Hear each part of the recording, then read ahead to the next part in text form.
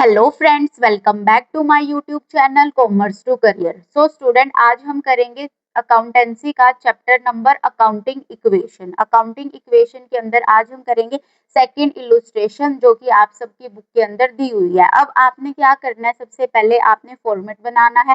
Format होता है particular asset is equal to liability plus capital. अब देखो, अकाउंटिंग इक्वेशन का मतलब ही क्या होता है कि जो बेसिक इक्वेशन है asset is equal to liability plus capital, आपको इसको प्रूफ करना है। तो अब बच्चों देखो, आपका फर्स्ट जो ट्रांजेक्शन है वो क्या बोल रही है, Mukesh started business with cash ₹80,000। जो मुकेश है उसने बिजनेस स्टार्ट किया, किसके साथ स्टार्ट किया, कैश के साथ स्टार्ट किया। कितना कैश है, 80,000। तो अब देखो, जो कैश है वो आपकी किसका पार्ट होती है, असेट का। तो आपने यहाँ पर लिखना है कैश, कितना कैश के साथ उसने स्टार्ट किया, 80,000 का 80,000 के साथ उसने क्या किया, स्टार्ट किया। अब जब भी आपको पता है, जब भी कोई पर्सन अपना बिजनेस स्टार्टिंग में स्टार्ट करता है, तो वो उसको हम जो भी वो पैसा अपने बिजनेस के अंदर लगाएगा उसको हम क्या बोलते हैं, कैपिटल बोलते हैं। और आपने एक और डबल एंट्री सिस्टम के अंदर ये भी पढ़ा था, every transaction has at least to affect. तो अब जो भी ट्रांजेक्शन होगी उसका एक अफेक्ट नहीं होगा, उसके कितने अफेक्ट्स होंगे, टू अफेक्ट्स होंगे, यानी कि दो अकाउंट उस ट्रांजेक्शन से अफेक्ट होने चाहिए। तो अब देखो, डेबिट साइड ये होती है, क्रेडिट साइड ये होती है। तो अब डेबिट के अंदर यानी कि असेट के अंदर उसने अपना बिजनेस स्टार्ट किया कैश से 80,000 से, तो वहीं पर उसकी और क्या बिजनेस के अंदर आई, उसकी क्या आई, कैपिटल आई, यानी कि उसकी कैपिटल इंक्रीज होगी सेम अमाउंट से। तो जब Mukesh started business with cash, तो बिजनेस के अंदर क्या आया, 80,000 कैश आया, और वहीं पर उसकी जो कैपिटल है, क्योंकि उसने जब भी अपना बिजनेस स्टार्ट किया तो बिजनेस के अंदर उसका जो भी पैसा लगेगा, सामान लगेगा, वो किसका पार्ट होता है, कैपिटल का पार्ट होता है। सेकंड स्टूडेंट, सेकंड ट्रांजेक्शन है परचेज गुड्स फॉर कैश। क्या किया उसने, उसने परचेज करे गुड्स, किसमें, कैश के अंदर, फॉर कैश। अब देखो, गुड्स को आप क्या बोलते हो, गुड्स को आप स्टॉक बोलते हो और इन्वेंट्री बोलते हो। और जो स्टॉक होता है वो भी क्या होती है, बिजनेस की असेट होती है। तो आपने ऊपर फिर क्या डालना है, स्टॉक। यानी कि अब आपके बिजनेस के अंदर ये देखो बच्चों, ये जो मैं डाल रही हूँ कैश प्लस स्टॉक, ये क्यों डाल रही हूँ, क्योंकि असेट्स है बिजनेस की, और असेट्स के अंदर आपको पता होनी चाहिए कि आप असेट के अंदर क्या क्या चीजें लेके आ रहे हो, इसलिए आपने हर चीज को अलग अलग मेंशन करना है।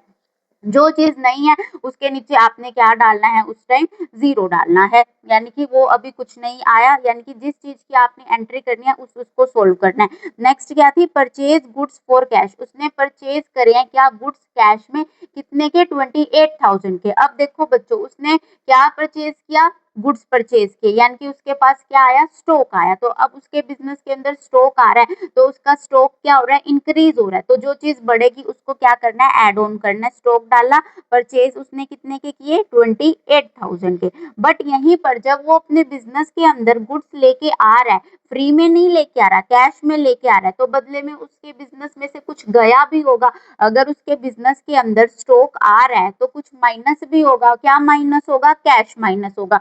तो कैश क्या है, कैश ये, इसमें से आपने कैश को माइनस कर देना है 28,000। अब बच्चों देखो, यहाँ पर जब भी तुम सम सोल्व करोगे, जो भी माइनस करोगे कोई चीज, जो भी आपकी डिक्रीज होगी, उसको आपने ब्रैकेट से डिनोट करना है। ब्रैकेट का मतलब ही यहाँ पे होता है कि वो चीज आपका क्या है, माइनस के अंदर है। तो देखो, हर ट्रांजेक्शन के कितने अफेक्ट होंगे, एटलीस्ट टू अकाउंट्स को वो चीज अफेक्ट करेगी। थर्ड चीज है बच्चों, देखो परचेज गुड्स ऑन क्रेडिट। अब वो क्या कर रहा है, पर गुड्स परचेज कर रहा है, गुड्स परचेज कर रहा है वो, बट किसमें, परचेज गुड्स फॉर क्रेडिट। अब वो क्रेडिट का मतलब क्या होता है, उधार के अंदर परचेज कर रहा है। तो यहीं पर अब देखो क्या उसकी इंक्रीज हो रही है, अगर उसने परचेज करे हैं गुड्स, वही स्टॉक इंक्रीज हो रहा है, कितने से स्टॉक इंक्रीज होगा उसका, 20,000 से। तो आपने ऐड कर दिया 20,000। बट अब यहाँ पर वो क्या बोल रहा है बच्चों, कि उसने क्रेडिट में किया, यानी कि उसके पास बिजनेस में स्टॉक तो इंक्रीज हो गया, बट कैश नहीं गया उसका, उसकी लाइबिलिटी इंक्रीज होगी, यानी कि उसके क्रेडिटर। अब लाइबिलिटी के अंदर उसका क्या इंक्रीज हुआ है,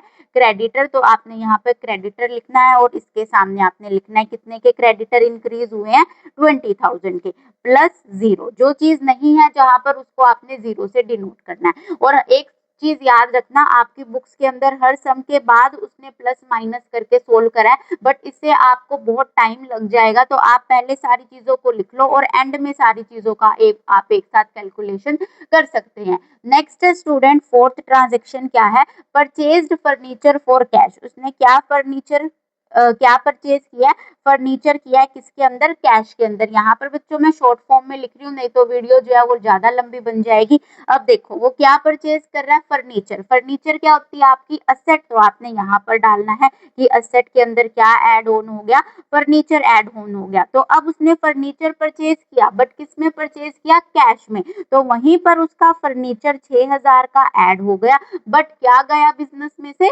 कैश गई। तो कैश में से आपने कितना माइनस कर देना है, 6000, और बाकी जगह पर आपने क्या डिनोट कर देना है, 0। नेक्स्ट स्टूडेंट, उसने क्या पे किया, रेंट पे किया, पेड रेंट। रेंट क्या होते हैं, एक्सपेंसेस। अब आगे कुछ नहीं है कि उसने रेंट कैसे पे किया, तो ऑब्वियसली आपने समझना है, जब क्वेश्चन के अंदर क्रेडिट वर्ड का यूज नहीं किया होगा तो आपने ऑटोमेटिकली समझना है कि हर चीज किसके अंदर डील हो रही है, कैश के अंदर। तो अब उसने पे किया है रेंट कितने का, 2000 का, 2000 का रेंट पे किया है, तो बिजनेस में से क्या जाएगा, कैश जाएगा, कितने का, 2000 का। अब दूसरे कहाँ पर इफेक्ट पड़ेगा, जैसे ही मैंने आपको बोला था, जब बिजनेस के अंदर कैश आता है तो उससे दो अकाउंट अफेक्ट होते हैं, पहला तो कैश बढ़ेगा, दूसरा कैपिटल बढ़ेगी। जब वहीं पर वो अपने एक्सपेंसेस पे करेगा तो एक्सपेंसेस या तो कैश डिक्रीज होगा, और वहीं पर कैपिटल में से भी आपका क्या डिक्रीज होगा, कैपिटल का अमाउंट डिक्रीज होगा। तो यहाँ पर भी अब आपने क्या करना है, 2000 क्या कर दिए, माइनस कर दिए। नेक्स्ट है बच्चों, रिसीव्ड कमीशन। उसने रिसीव कमीशन, कमीशन रिसीव हो रही है, यानी कि उसकी क्या है, ये इनकम जनरेट हो रही है, आपके पास पैसा आ रहा है, बिजनेस में क्या आ रहा है, पैसा आ रहा है। पैसा आएगा तो क्या इंक्रीज होगा, कैश इंक्रीज होगा। 500 रुपए की उसको कमीशन मिली है तो उसके पास बिजनेस में पैसा आया, कैश इंक्रीज हुआ। साथ साथ और क्या इंक्रीज होगा, जब ऊपर देखो पैसा गया तो कैश माइनस हुआ, वहीं पर कैपिटल माइनस हुई। सेम चीज अगर बिजनेस के अंदर पैसा आएगा तो कैश इंक्रीज होगा, और क्या इंक्रीज होगी, आपकी कैपिटल इंक्रीज होगी। नेक्स्ट है बच्चों, withdraw cash for private use. उसने कैश को विड्रॉ करा है, कैश विड्रॉ, ठीक है, बट किसके लिए, प्राइवेट यूज के लिए। अब देखो ये कौन सा पार्ट है, प्राइवेट यूज के लिए। जब आप को अपने बिजनेस में से पैसा निकालते हो या कोई सामान निकालते हो, उसको हम क्या बोलते हैं, ड्रॉइंग्स बोलते हैं। तो अब एक पर्सन ने अपने बिजनेस में से अपने पर्सनल यूज के लिए क्या निकाला है, कैश निकाला है। कैश निकाला है तो कैश में से आप क्या माइनस कर दोगे, 3000 रुपीज को माइनस कर दोगे। वहीं पर प्राइवेट यूज के लिए उसने निकाला है तो आपकी क्या डिक्रीज हो रही है, ये क्या आपकी ड्रॉइंग्स है। तो जब कैश निकालेगा तो कैश डिक्रीज होगा, और आपकी क्या डिक्रीज होगी, कैपिटल डिक्रीज होगी। नेक्स्ट है बच्चों 8 नंबर पे, सोल्ड गुड्स ऑन क्रेडिट। अब उसने क्या किए हैं, सोल्ड करे हैं गुड्स, किस पे, क्रेडिट पे, सोल्ड गुड्स करे हैं क्रेडिट पे। अब देखो जिनकी कॉस्ट कितनी थी गुड्स की, 30,000 रुपए की थी, बट उसने सोल्ड कितने में करे हैं, उसको 4,000 रुपए में। अब इस पॉइंट को अच्छे से समझना, सोल्ड गुड्स ऑन क्रेडिट, यानी कि जो गुड्स है यानी कि स्टॉक है, उसने वो सोल्ड कर दिया, बेच दिया। तो अब बेच दिया तो क्या गया, आपके पास से स्टॉक कम हो गया। तो स्टॉक में से आपने कितने हजार का स्टॉक बेचा, उसने 30,000 का, ठीक है। बट अब आप कहोगे मैम बट यहाँ पे तो 40,000 है, बट 40,000 में बेचे हैं, 30,000 का सामान था, 40,000 में बेचा, यानी कि आपके पास कोई चीज 30,000 की थी बट आपने उसको 40,000 में बेचा, यानी कि आपको कितने का प्रॉफिट हुआ, 10,000 का। तो यहाँ पर 30,000 का सामान आपने माइनस कर दिया, बट वहीं पर आपको 10,000 का क्या हुआ है, प्रॉफिट। जब भी प्रॉफिट होगा, इनकम आएगी, तो वो किसका पार्ट होता है, कैपिटल का। अब बच्चों एक चीज देखना, स्टॉक माइनस किया, जितनी वैल्यू थी उतने का प्रॉफिट आपने ऐड कर दिया, बट अब आपके पास पैसा आया नहीं है, क्यों, क्योंकि आपने उधारी में बेचा। अगर यहाँ पे कैश वर्ड यूज होता तो आप यहाँ पे कैश को लिखते, बट अब आपके यहाँ पर क्या इंक्रीज हो रहे हैं, क्रेडिट। अब आपने सोल्ड गुड्स करे क्रेडिट पे, यानी कि आपने उधारी में सामान बेचा, यानी कि आपके डेटर्स इंक्रीज हो रहे हैं। तो डेटर किसका पार्ट होता है बच्चों, डेटर होता है असेट का पार्ट। तो अब आपके यहाँ पर जो है डेटर्स इंक्रीज हो गए, यानी कि आपने उधारी में सामान दिया है, तो यहाँ पर 40,000 आपने यहाँ लिख देने हैं, और ये बाकी सारा कुछ 0 0। लास्ट है बच्चों, अब आपने क्या किया, पे टू क्रेडिटर्स, यानी कि पे कर दिए किसको, क्रेडिटर्स को। अब ऊपर देखो, आपने ऊपर कोई क्रेडिटर था जिससे आपने क्रेडिट में सामान लिया था, ये देखो यहाँ पर थे, 20,000 का आपने क्रेडिट के अंदर गुड्स परचेज करे थे। अब आपने उसको क्या कर दिया, पेमेंट कर दिया, पे टू क्रेडिटर्स, यानी कि अब आपने उन लोगों की पेमेंट कर दी। तो अब आपके पास से क्या गया, पैसा गया, यानी कि 15,000 आपका कैश में से माइनस हो गया। और वहीं पर जो आपकी लाइबिलिटी है, यानी कि लाइबिलिटी आपने किसी के 20,000 देने थे, 15,000 दे दिए, तो लाइबिलिटी यहाँ पर बढ़ी या कम हुई, कम होगी, तो इसीलिए आपने यहाँ से 15,000 क्या कर देने हैं, लेस कर देने हैं। बस इतना सा सम था ये। अब आपने क्या करना है, हर एक चीज को आपने बच्चों ऐड ऑन करना है, प्लस माइनस करके यहाँ पर लिख देना है। और एंड में जो आपका रिजल्ट होगा, यानी कि जितनी भी ये जो टोटल असेट है वो इन दोनों के इक्वल आनी चाहिए, इन दोनों के प्लस के इक्वल आनी चाहिए। अब देखो ये कितना होगा, 20,000, 20 में से 15,000 माइनस करेंगे, रिजल्ट कितना आएगा, 5,000। ठीक है, प्लस अब ये देखो 80,000, 80,000, 90,000, 90,500, 90,500 में से आप 5,000 माइनस करोगे तो कितना बचेगा, 90,000 में से पहले 5,000 माइनस करो, 85,000 प्लस 500, तो 85,500। अब देखो बच्चों ये कितना आ रहा है, 40,000, यानी कि अब आपने हर चीज का टोटल कर देना है। ये कितना है फर्नीचर का, 6,000। जो इजी इजी लग रहा है पहले आप उसकी कैलकुलेशन करो, इन सबको सोल्व करो। 28 प्लस 20, 48, 48 प्लस 30, 40, 50, 60, 70, 78,000। आपने कैलकुलेटर का यूज नहीं करना है। नेक्स्ट है, अब इसको सोल्व करो, पहले आप सारी माइनस वाली को ऐड करो। 28 प्लस 2 30, यानी कि 28 प्लस 2 30,000, 36,000, 39,000, 39,000, 39,000, 40, 39,000, देन 39,000 के अंदर अगर आप ऐड करोगे 15,000 तो देखो 000 54,000। अब 54,000 में अब आपने 80,000 था, आप कहीं पे भी रफ वर्क कर सकते हो। अब जैसे मैंने यहाँ करा है 80,000 प्लस माइनस कर दो 54, 000, 10 में से 4 गया 6, 7 में से 5 गया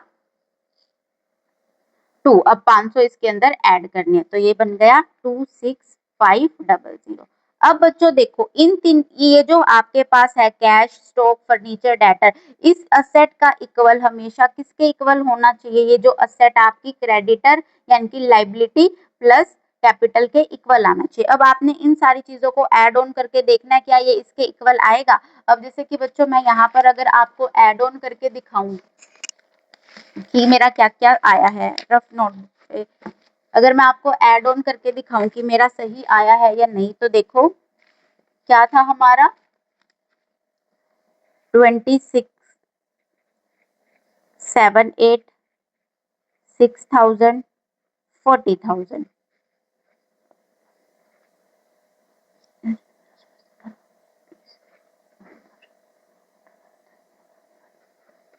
ये आया और इन दोनों का प्लस